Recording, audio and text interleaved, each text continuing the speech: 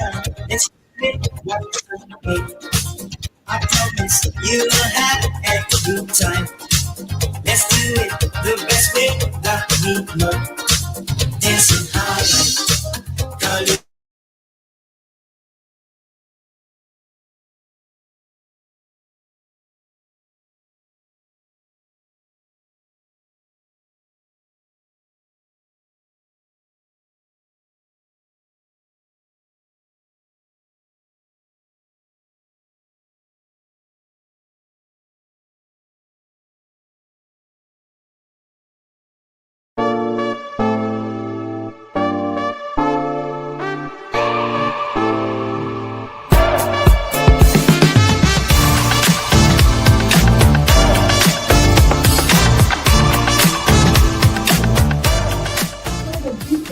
Because it's a thing that has been given to you. So now the question is, do you have ownership of that?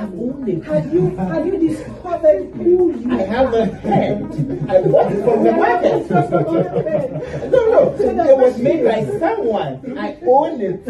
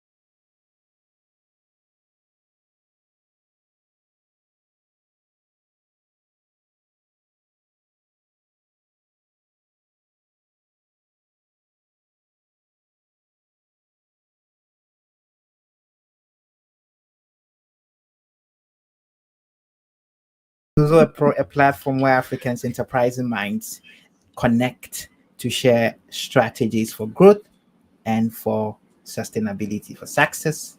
And that is all Growth and Grind Africa is all about. Today, we are going to delve into a very interesting topic, networking. Well, networking. And who to do this with us? Well, then Robert Akoto Amofu. He is a leadership and organizational development expert. Robert, I've known for years, and he has a decade of experience supporting entrepreneurs, startups. I like it because, you see, for those who are just coming up, new school hustle, Robert is your go-to person. He's worked across, and he's worked with nonprofits. he brings a unique blend of, insight, empathy, and practical tools to help leaders thrive. He is also a coach. So, Coach, you are warmly welcome. Thank you. It's a pleasure to have you, Robert. Thank you. So today's topic, essentially, you're going to talk about networking that changes your net worth. Networking that changes your net worth. Worth. The power of relationships in career and business growth. Are you ready, Robert? Because I have lots of questions for you, or we have lots of questions for you. Put a pin in your questions, because we went out and we asked your people on the streets, everyday Ghanaians, what they thought about this topic. Exactly. So these are just opinions from the street. Yeah. Unfiltered. Yeah, unfiltered. There are some people you can meet. Maybe you never intended to meet them, but you can meet them and your life will change. I mean, that's one idea, one link, one opportunity. I mean, and you're good to go. I mean, people can really change you and change your life. Yes, so your network is your network. Background checks. So I connected with a friend from high school who worked with a wife of a board member from a certain bank in this country, where they were doing recruitments for a role in my field. So he just took my CV and then sent it to her, forwarded it to her, and then, they did the background checks, went through an interview, and then back the role. So yeah, there's one thing I can assure that connecting with someone opened this door for me. Yeah. Yes, the statement is perfectly true. I, as a teacher, have a huge resource. And as a consultant, I can tell you that more than 80% of the jobs I get are all from referrals, based on the network that I have developed over the years. And so it is true. So, with that, those were opinions from unfiltered opinions from the street. And those joining us online as well from LND platforms, social media platforms, as well as Baka Africa social media platform. You're welcome. Joining us on Facebook, YouTube, LinkedIn. You're welcome.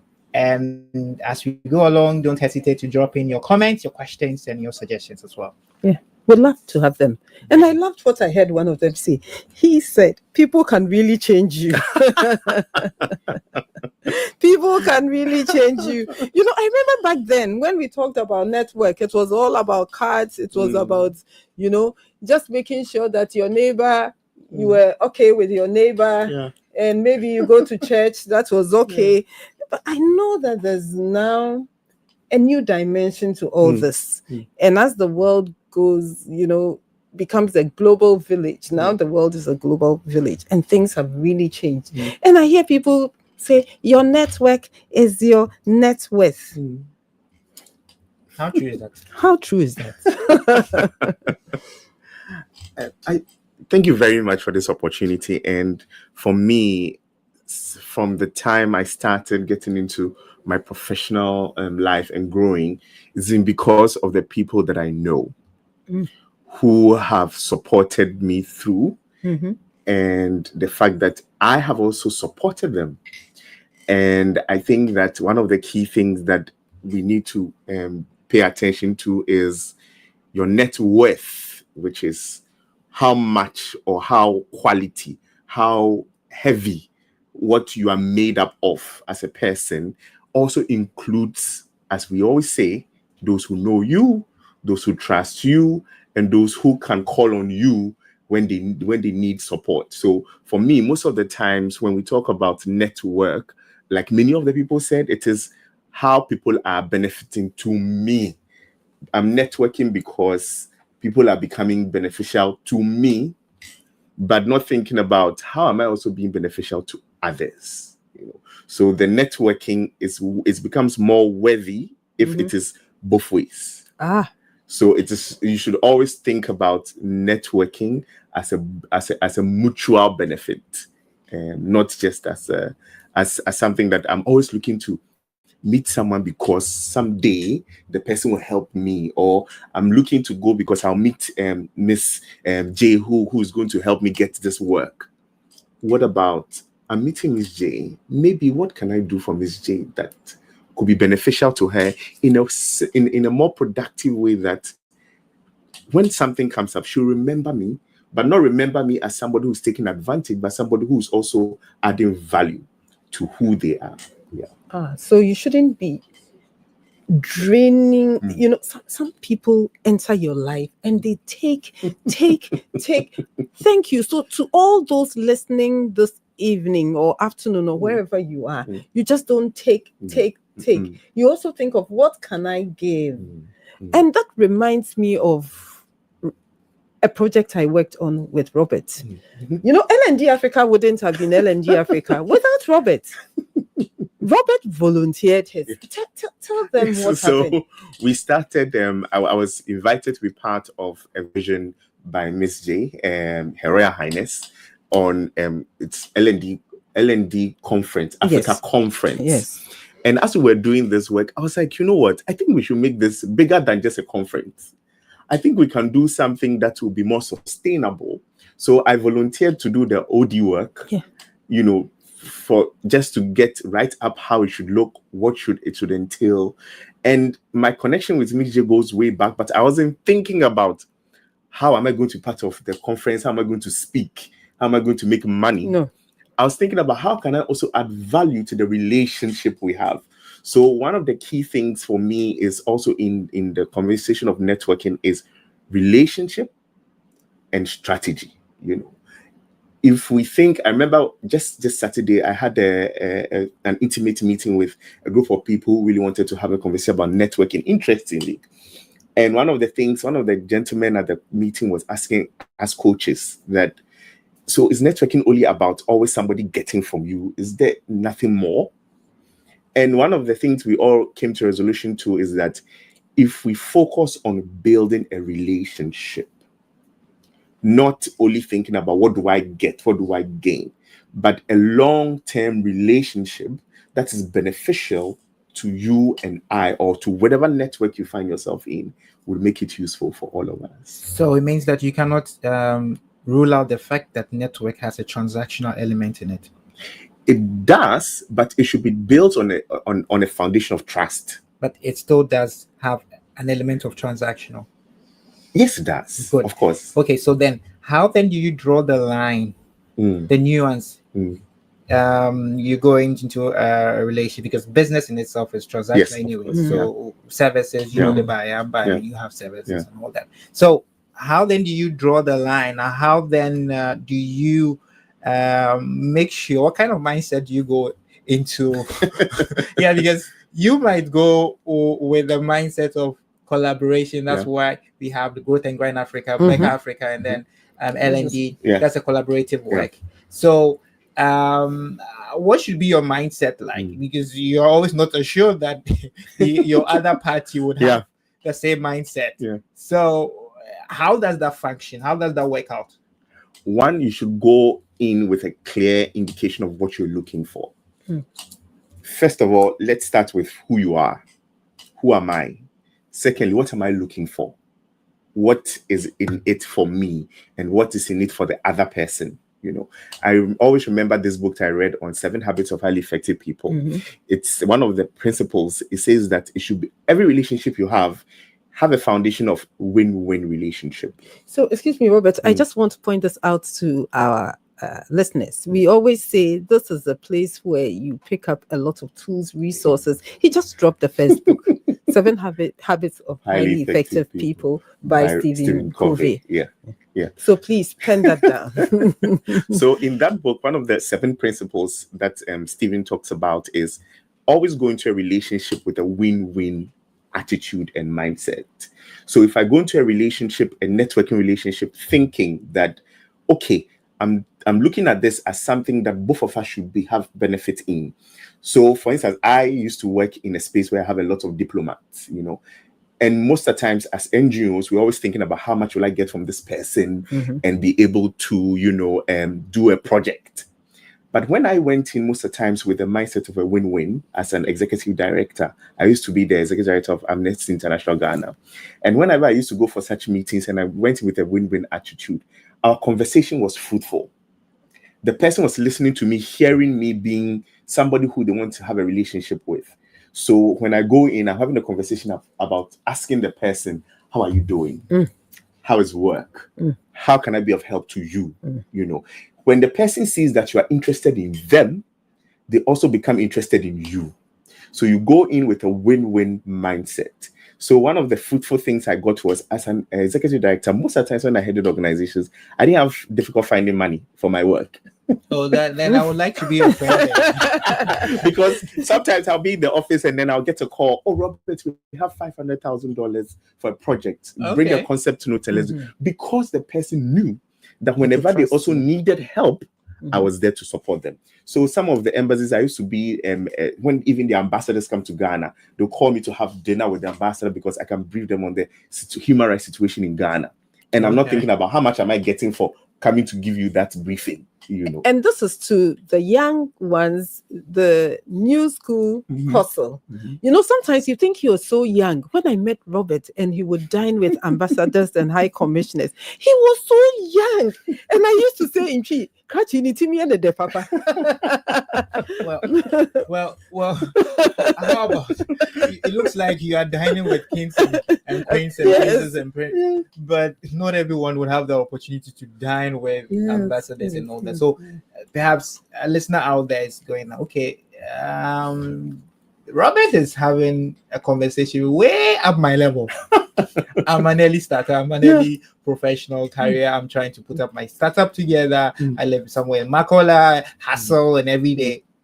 How do I build my network? Where do I start from? Start from where you are.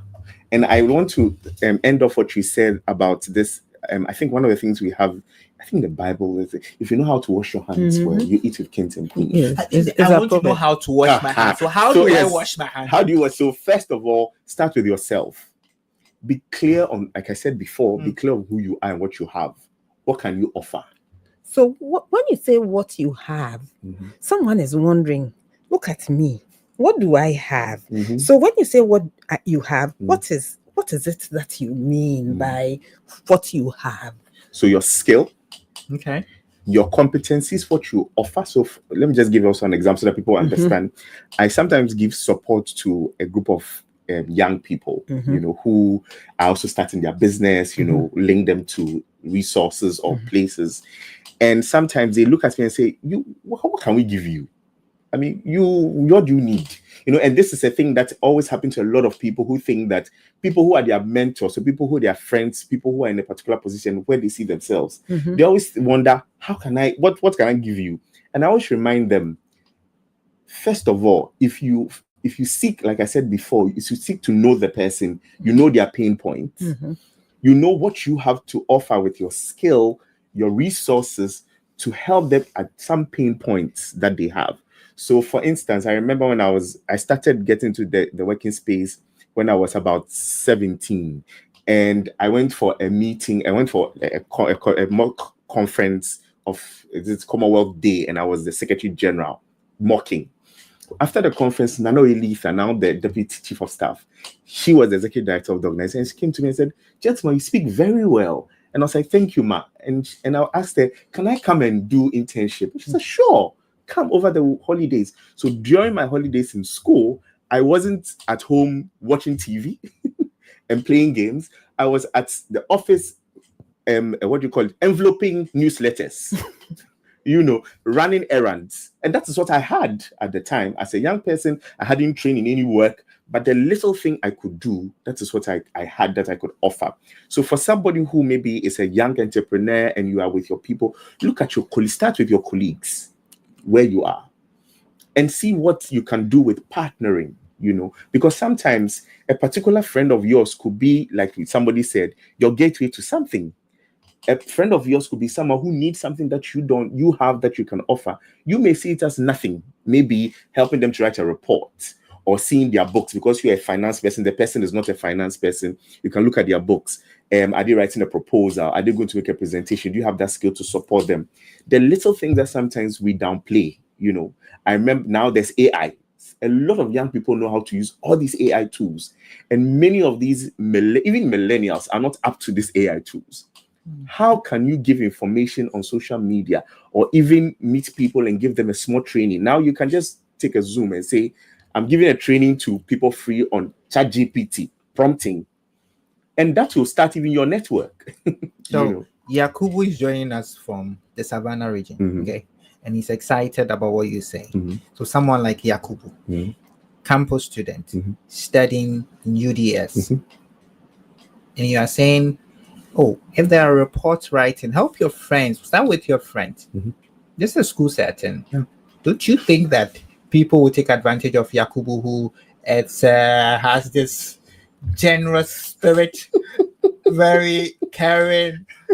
What do you say to Yakubu? I would say that, of course, at a young age and where you are, you need to offer your services strategically. Okay. The key word is strategic. Yes, okay. It's supposed to be strategic. Okay, so another example, and very good to use myself as an example when I was in school, when I was in the University of Ghana. You know what I used to do? When I see an event like, let's say, L&D Africa Conference, I call in, I say, please, can I volunteer as an usher? They'll say, okay, come. When I go, you know who I meet? Joyce Ayi, Miss Margaret Jackson, you know. So my networking is at a high level, even whilst I'm in university. So before I finish, I know all these people. I have this contacts that I've built because I offered my time as a young person strategically. And strategy in the sense that also have what you need in your mind.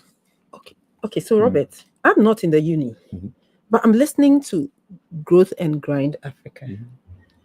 So I've completed SSS or GSH, junior high school. It looks like hope is lost. I'm not a university student. You're talking about networking. Where do I start from? So it's easy to say when you're in the uni, but I haven't been to the uni. But I still want to climb that ladder. I still want to network because it's my net worth. So how do I go about this? Start where you are, your neighborhood, okay, your school, okay, your church, your friends, okay. Wherever you are, start networking there. Do you go to church and you just walk away from church after service? Or do you talk to people and know them? Because you see, like I said before, the key tool is showing interest and curiosity in others.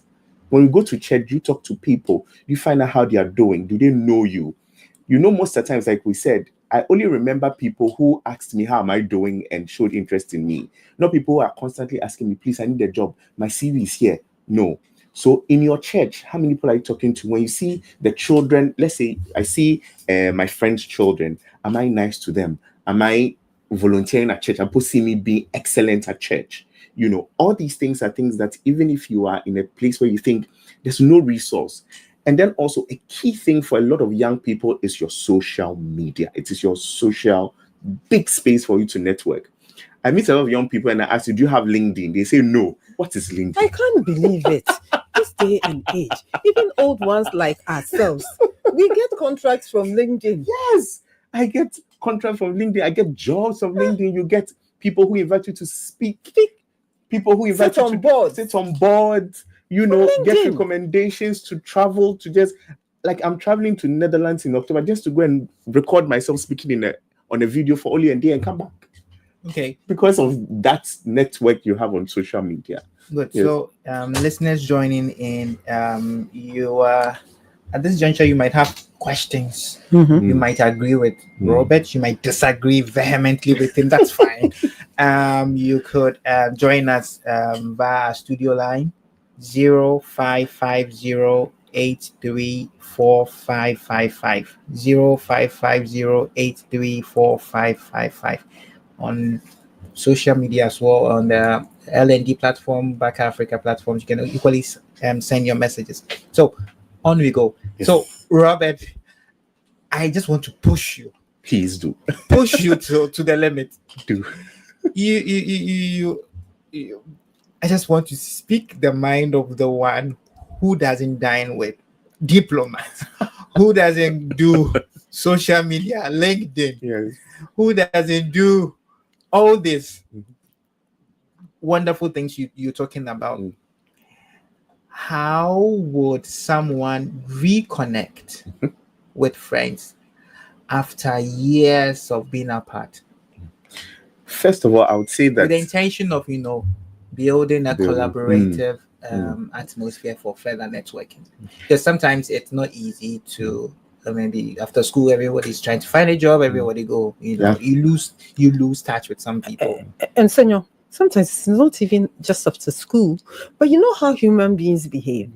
After school, you see your friends maybe going to uni, doing well. You see some in cars, and you want to network, but you in the same shy. Social media you talk about gives people pressure. A lot of pressure.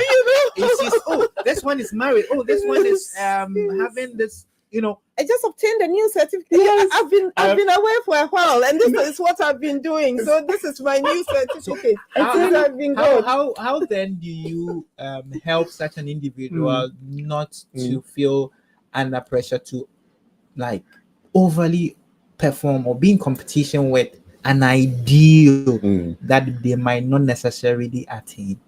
So someone will say, I want to also dine with diplomats or the president and fly out and record myself for just one day and come back. Yes, so on business class.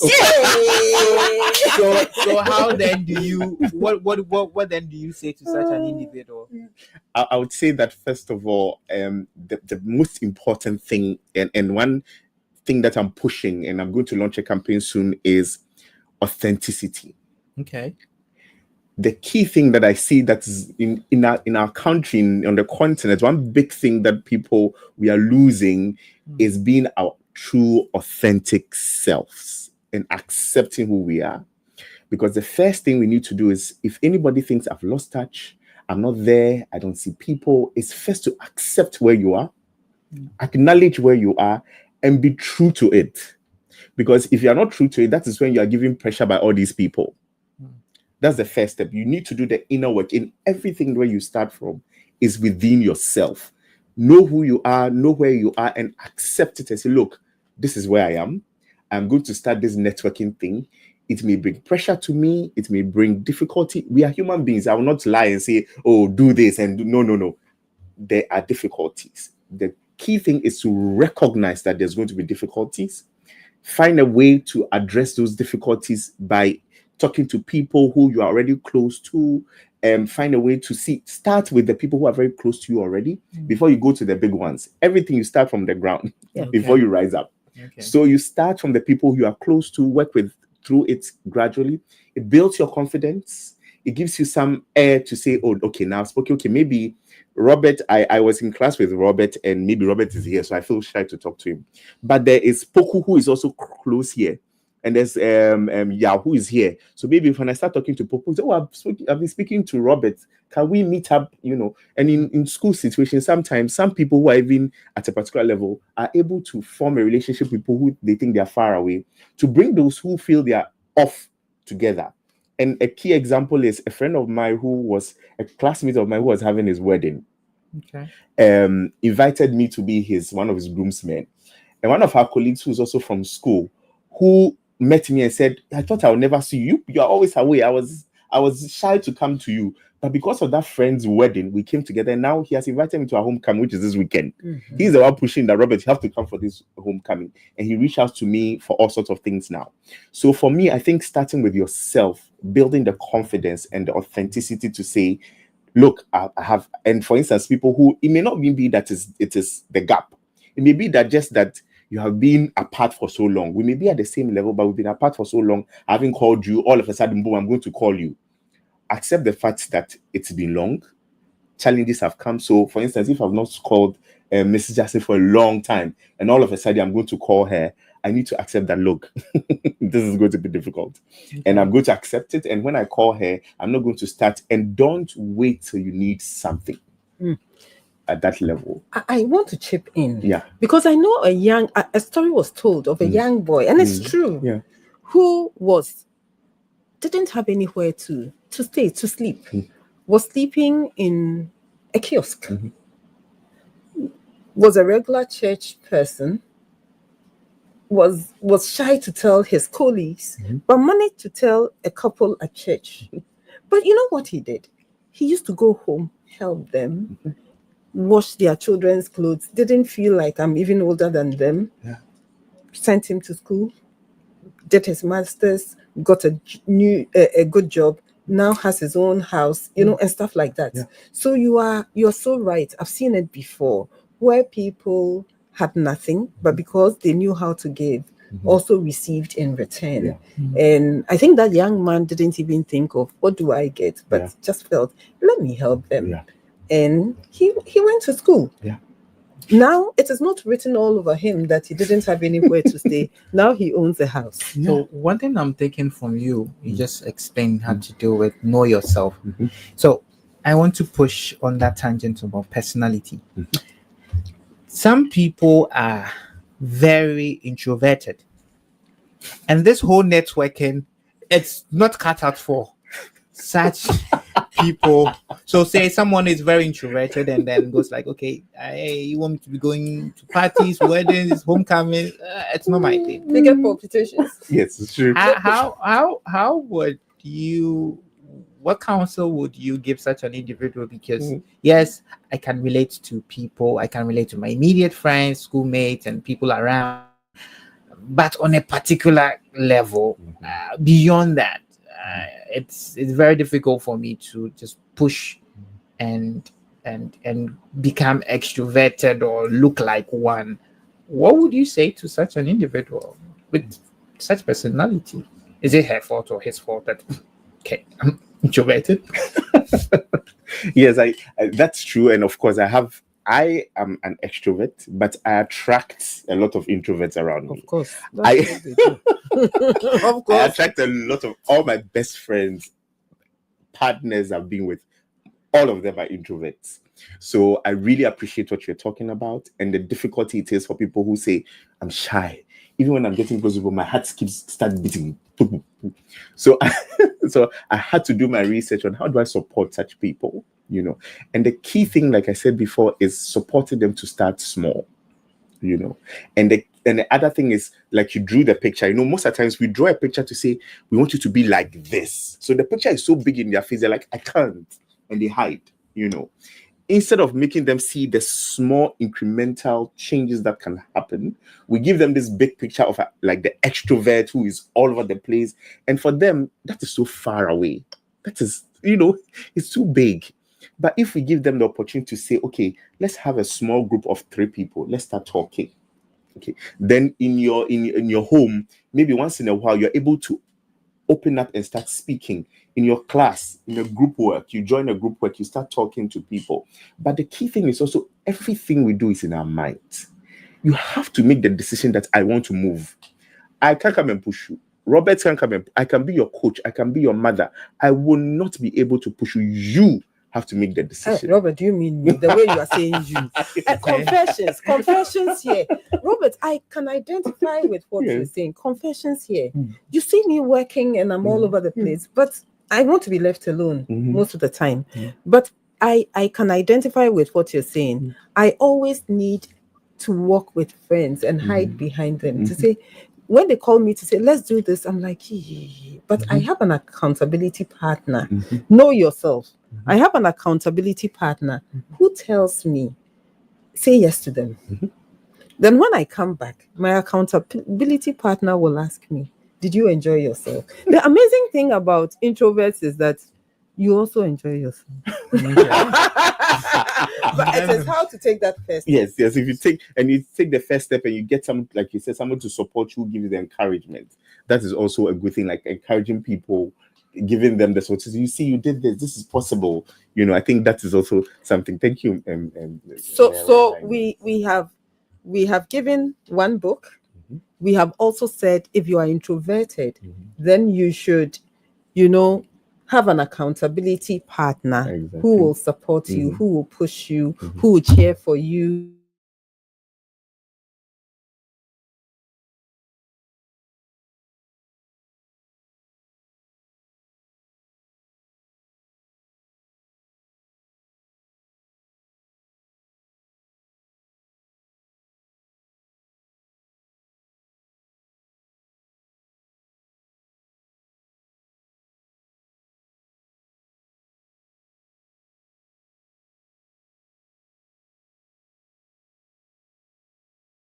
one again, once again, is 0550834555. 0550834555. LinkedIn, social media, all social media platforms, especially LinkedIn, YouTube, Facebook. The comments are welcome.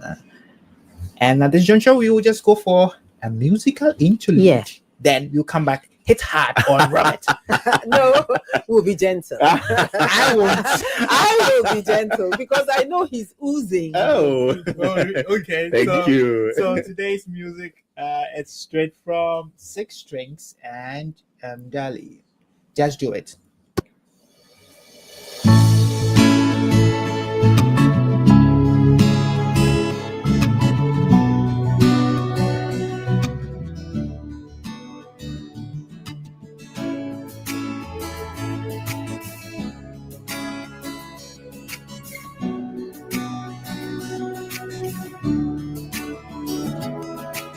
Another 6 o'clock is here. Wake up and meet the morning dear. Brand new day, it's a brand new slate. Like Barack say, yes I can. Don't let the worries of yesterday hold you down on this lovely day.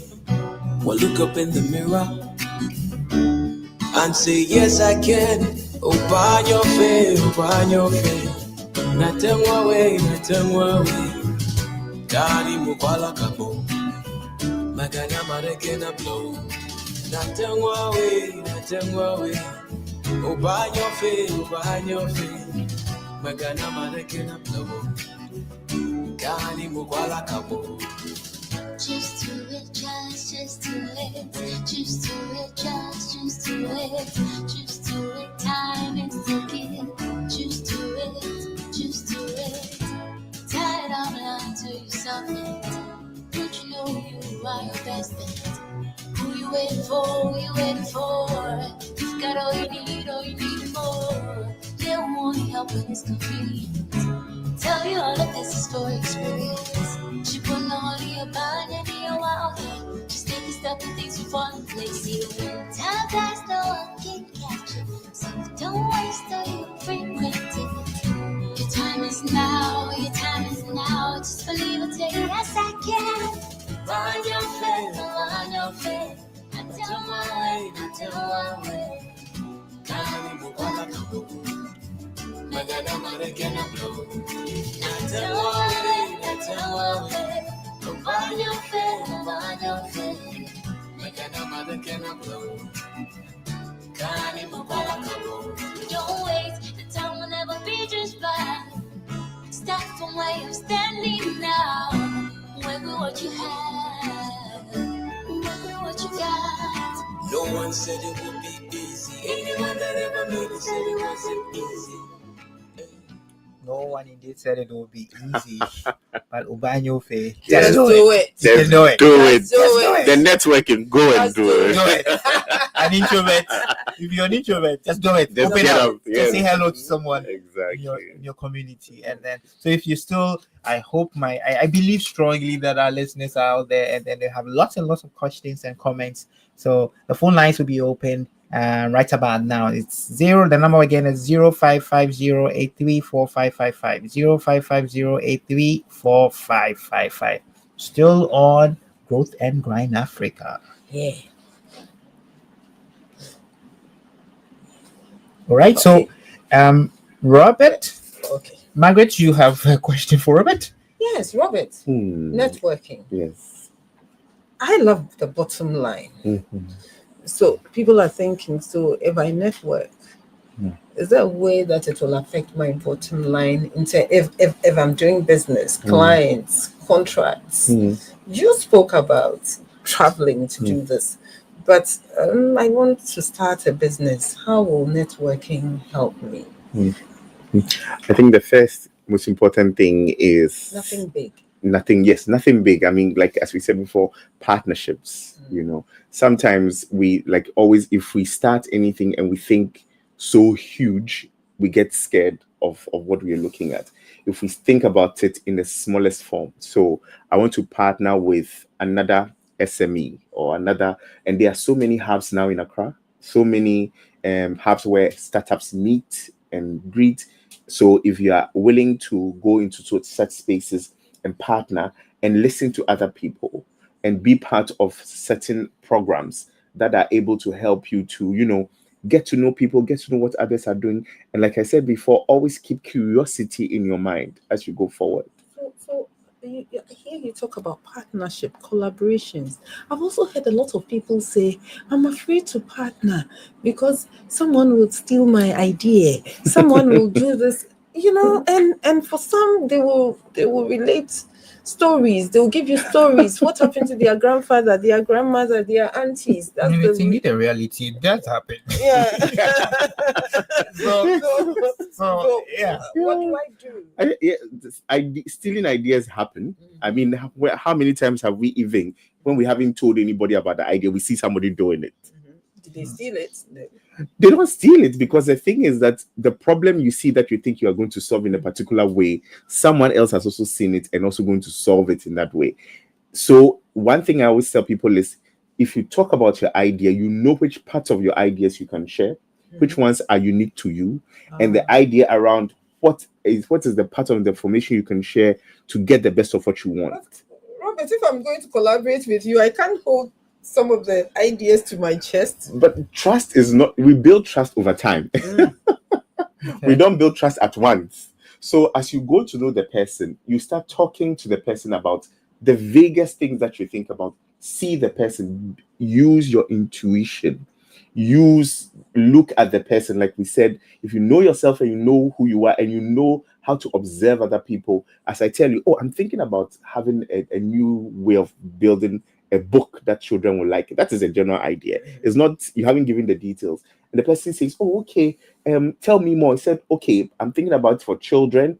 And what are you? Then you also ask the person, what are you doing that we can work together? So that you don't sell yourself too quick.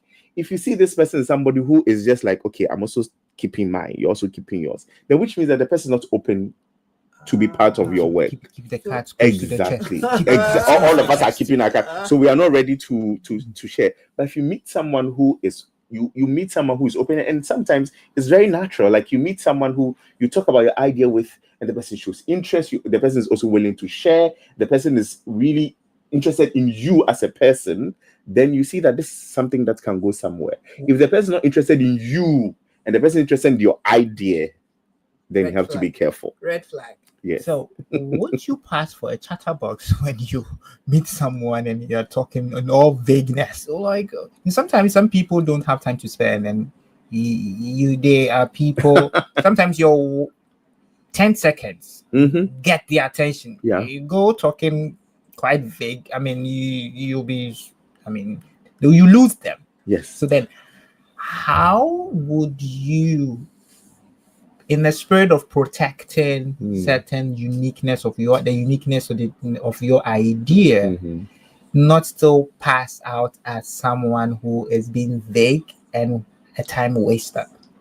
You need to be aware of the context you're talking about, because the contexts are very different all the time. Especially when you find yourself in conferences, and so how then? Let's give that example. So of course we always tell entrepreneurs the need to build your pitch, your elevator pitch. Those elevator pitches don't have details because, like you said, the person doesn't have time. So what are the key things that, and of course when you're meeting someone and you want to pitch to the person, you know the person has an interest, and you need to be clear of the person's interest before you pitch. Okay. If you are not pitching to my interest, we are always as human beings thinking, what is in it for me? Back to the transactional point. That's what I say. For the person you are going to talk to, they are like, what is in it for me? So if you're able to do your pitch in a way that touches the person's, what we call WIMF, what I think the acronym, with what is in it for me, then the person will be happy to say, maybe I don't have time now, but what you said has touched a node. Let's book an appointment and talk later on this. Obviously, if somebody is not interested in your idea, you can't force it. So that one, you don't always think that anybody you meet will be happy to get your idea. That is why we talked earlier about being strategic. You have to go to places where those people you are looking for are.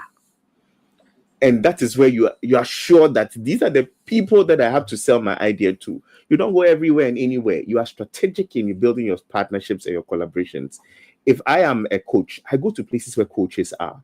I go to places where I know I can get clients. I know at my level now, I am not at Your Royal Highness's stage. I'm now coaching mid-level, managers and some level of managers. So I go to conferences and meetings where I meet such people. And for instance, this intimate conversation I went for voluntarily, at that place, there was a lady who came for the meeting and we're talking about networking. And she said, I have a question. I said, what is the question? She had a problem at work. And all I need to do was to tap into my coaching instincts and give her just a short minutes of coaching. That was it. We built a relationship. She called me back and said, can I have more? I want to have more of what we talked about. Because the little thing that we did has transformed me in my mind. As I'm at, because she called me, we had an event on Saturday evening. She called me on Monday morning to say, Robert, this is so and so. I want to just say thank you. So at a networking event. Exactly. But Robert, sometimes the young people come to me and they say, I want to network. Maybe I go in as an intern, there's a conference, and I see all these, big men, big women, people I look up to. And I want to talk to them, to at least say hello. But I see them talking to other people. And then they go away. I never have the chance. So could you share with us a few networking etiquettes, when you meet outside, etiquettes, what is it? How do I make sure? What do I do? How do I get noticed without being intrusive? If you could throw that in for us. One of the interesting things that which is very true. One key thing is never push it. Never push it. If you see Robert at an event, or you see Her Royal Highness, or you see Senior at an event, and Senior has just finished speaking, be very careful of your timing of wanting to speak to someone. If I've just finished speaking, most of the time, some of us who speak at certain events, we just want to do who's because when you go into such speaking mode, you are in your high passionate mode, high energy. So when you come back, you want to just calm down. You are drained. That is where the pastors say virtue has gone. And then now that somebody is coming to say, hello, my name is, you're like, oh my God, please, can I just have a break? Can I just... So be careful of your timing when you want to speak to someone. Secondly, if the person is already speaking to someone, I know a skill that I use. I don't stand by the person and say, don't interrupt. Stand at the eye level of the person you want to talk to. Go and stand behind the person they are speaking to, and be there and be smiling. The person will catch and see who you are. If they want to talk to you, they will look at you again and wonder, does he know me? Or does she know me? The person will become curious of who you are. Then when you go close, the person will be interested because they saw that you were looking. So then they want to talk to you, but don't push it. Don't go and stand too close to them when they're having a conversation. Don't try to do too much. Like some people try to take your bag. I don't know you from anywhere. Why you want to help me? Why do you want to force yourself? And I also say a lady's handbag is part of my dressing. Yes. So don't come close. Sometimes it's not that people, and that is why sometimes some of these celebrities and things get into trouble for doing this kind of shoving people off. Or if we have to respect people's privacy, we say that when I stretch my hand this way, from here to here is my private space. So if you want to get into it, I have to give you permission. That is why I said, if you want to talk to someone, the person stand far, give the person like an eye, let the person see you and give you permission to come into their space. Then you are able to talk to the person. The person will respect you for it. And like I said, it is not only ones that you talk to, everyone. I see people at events wanting to talk to every speaker. And so they are rushing to this one, rushing to this. Be strategic. I've seen 5 people speaking. Who do I think is my high net worth that I need to touch amongst all these 5? Or who do I think will be of high value to me? Or maybe there are too many. I need to catch the one that I know maybe at my level. Maybe it was Her Royal Highness that spoke at that level. And Robert, who is also at another level. Maybe that's the one I can talk to now. In the future, I may be able to catch Her Royal Highness. And I tell people also that it's not always that you have to speak to someone before you can connect to them. They have books, they have websites, they have social media. There are so many other ways in which you can network with them. People write to people through social media and they get their attention. And perhaps to my final question, with the advent of technology, up until now, we are talking more of like a human relationship kind of networking. But with technology, people can get things done without necessarily having the human contact. Okay. So you can pay online without going to the cashier or things like that. And so people are now actually building businesses that thrives basically on the algorithms and all computer chat box and all that. Where is the role of networking? In another way, because it's another form of networking, but it's more of like computing. Yeah. And so how useful, how relevant is this human networking, the social aspect of it? To someone starting up a business who is like, well, you're talking very nice languages. I don't really need. I'm an introvert. I just need my laptop in my garage, do all the coding, do all that. I don't need you, and I don't need that human networking. What would you say to such an individual? I think we had the biggest lesson of our lives when we had the shutdown during COVID. The biggest lesson of missing human interaction and connection that we can never sell or never throw away. The importance of human connection. So yes, there was social media, we're all at home, but many people became depressed. Many people had a lot of mental illnesses. Many people started, I'm so sorry to say this, but around people also causing violence to their partners, because we have been locked in a space and we are not connecting with each other, creating spaces for all of us to network and connect as humans. And so people started doing all sorts of things at home. So I would encourage people who think that social media is the only it, to say that, listen, human interaction is important. It creates that connection that social media can never do. The most important thing you should know is maybe you can start from that platform, you can start from social media, but ending up with connecting with one another and knowing one another is the most important. As facilitators, working in a facilitation room or working in our spaces or in a conference room is far more effective than working with people online. So I encourage the human connection, but I also say that we can create some sort of connection online. But one of my mentors, Taka Weri, says that now in Africa, in a lot of parts of Africa and Ghana especially, when you go on Zoom for a meeting, everybody close their video. Everyone said my internet, so they close their video. The only way for us to connect is for me to see you and see you through the medium we are interacting with. But if I don't see you, I can't connect with you. So let's take advantage of, even if it is 1 minute that you can just turn on your camera to say hello. It's important that you do that so that you can do the connection required to keep you going, because humans, we are human, we are creatures of connection and fellowship. Yeah. Whoa, Robert, all too soon. Our time is up. I love final words. What are your final words for us? One, I think that everything starts with self-awareness. Please, let's focus on building strong relationships with ourselves. Network with yourself first. Understand who you are. And network, know yourself so well that when you are going to know another person, it becomes easy for you to flow. Because when you start hiding behind walls and pretending, when you are networking with other people, they will see through, and your connection will not be strong.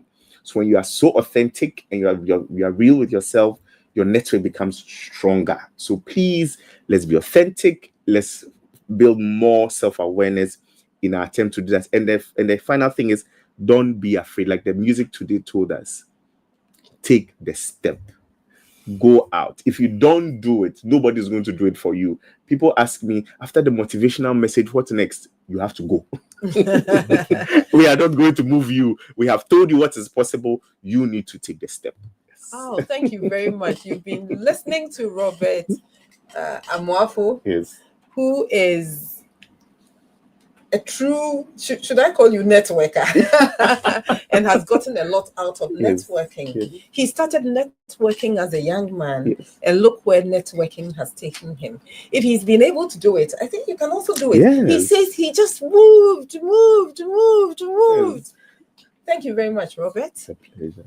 Always a pleasure to talk to you. Thank you. This is Growth and Grind Africa, where old school wisdom meets new school hustle. I don't know, Robert, where to put you. In between, in the middle, yes. And new school hustle.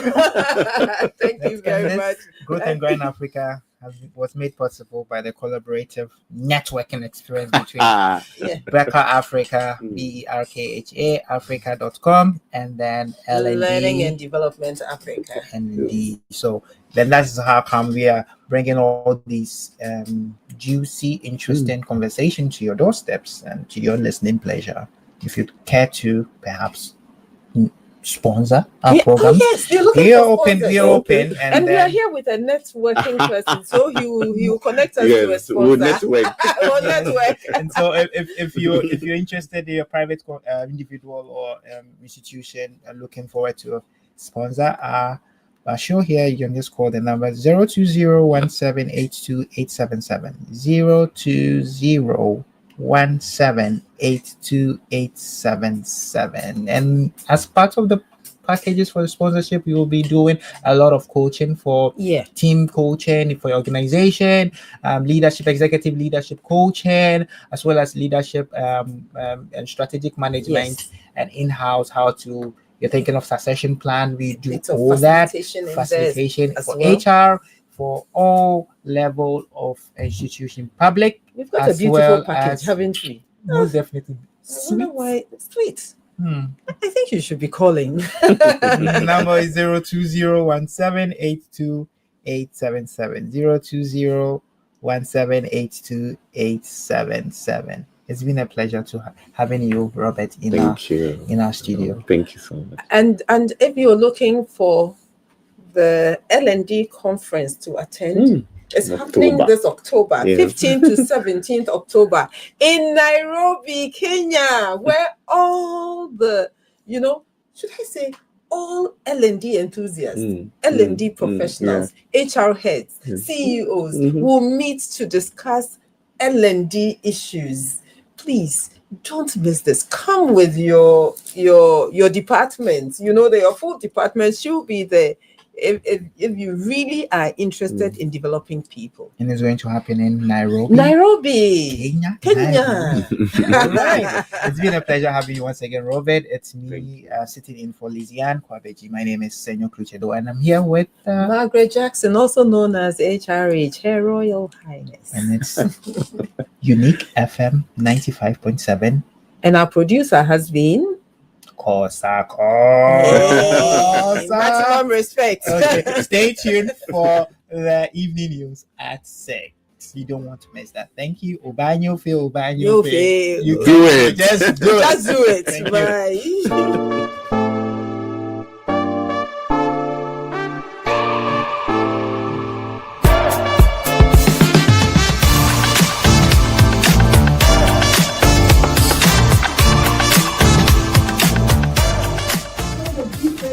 Because it's a thing that has been given to you. So now The question is, do you have ownership of that? Have you discovered who you I have a pen. I bought it from the market. No. It was made by someone. I own it.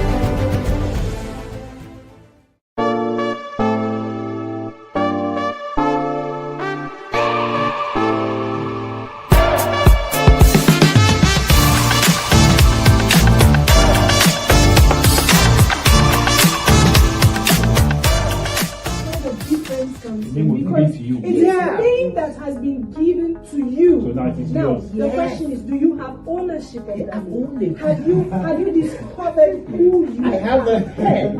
I bought it from the market. No. It was made by someone. I own it.